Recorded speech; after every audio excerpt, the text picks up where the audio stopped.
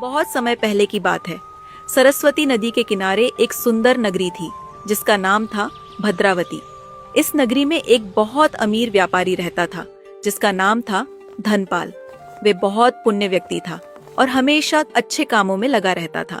उसने अपने धन से कुएं, घर और बाग बगीचे बनवाए। वह भगवान विष्णु का बड़ा भक्त था।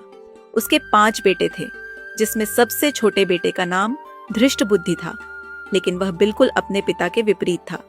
उसे बुरे कामों में ही मजा आता था। वह जुआ खेलता, गलत संगत में रहता, वेश्याओं के साथ समय बिताता और दिन रात पाप करता।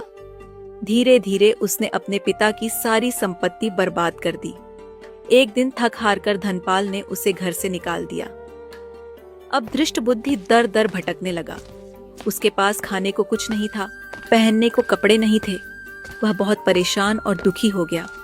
भूख प्यास से बेहाल होकर वह चलते चलते एक दिन कौंडिन्य मुनि के आश्रम पहुंच गया।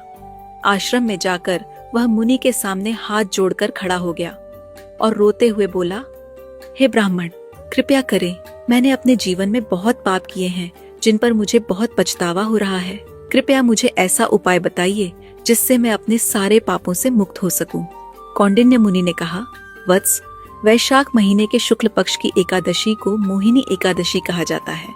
अगर तुम सच्चे मन से इस दिन व्रत रखोगे और सभी नियमों का पालन करोगे, यह व्रत इतना शक्तिशाली है कि इस जन्म और पिछले जन्मों के भी सारे पाप खत्म हो सकते हैं।